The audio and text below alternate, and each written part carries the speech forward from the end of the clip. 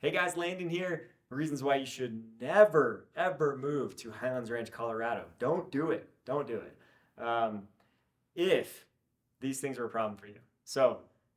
These are a few of the things. Number one, the cost of living.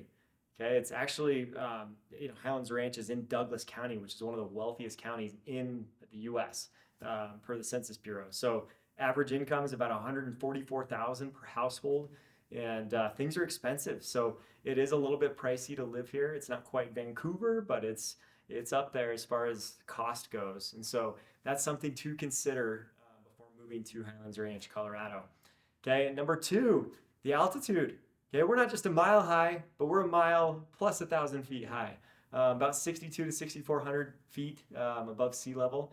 And so I know some people that have had some serious altitude sickness that's been an issue for them, especially moving from the south or from sea level areas.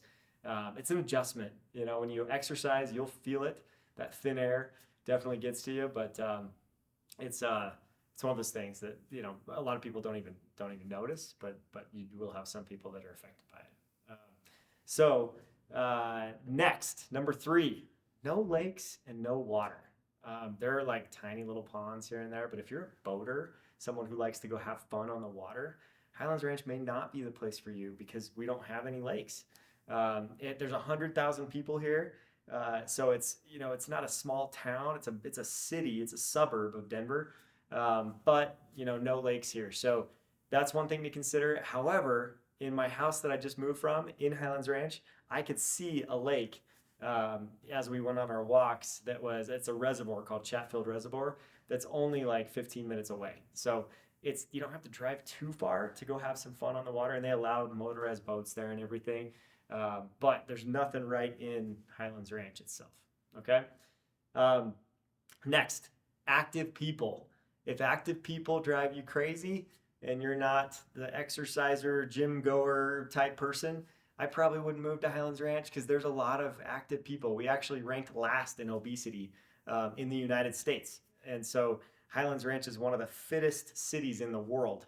And there's bike lanes everywhere. You've got places for people to be outdoors on sidewalks, on scooters, bikes, you name it. But you'll see people outside a lot. So maybe that's not as inviting to you. That's something that's annoying, and you'll want to avoid that. Um, Last but not least, we do get snow. Being 6,200 feet above sea level, we get some cold weather. We get some snow. There is a secret though. Like we get 300 plus days of sunshine too. Like outside right now, it's a blue sky, 68-degree day. It's absolutely perfect out there in March. And we have those days in January and February too. But we also have cold days where we're in the 20s.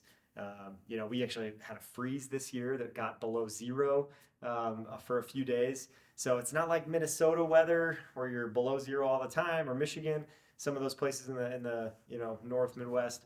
But we are definitely, we get that cold weather. We just had a blizzard this last weekend. Probably got 2 feet of snow in my house. My back's still hurting from shoveling snow. So it's definitely a place where you're gonna have some weather, and it is what it is. But it's not for everybody. But we do have changing of seasons that makes it really fun. The colors in the fall are amazing. Then we get the snow in the winter. Fills up our resorts as far as the mountains go.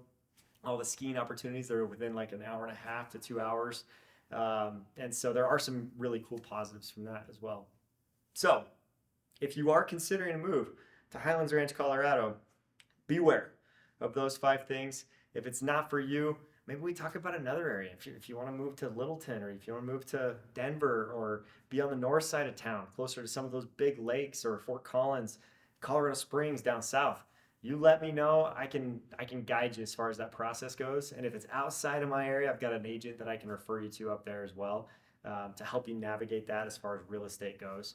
But thank you so much for listening. Please subscribe to my channel so that you can hear more tips and information about the Denver metro area just like this. And hope you enjoyed, and we'll catch you next time.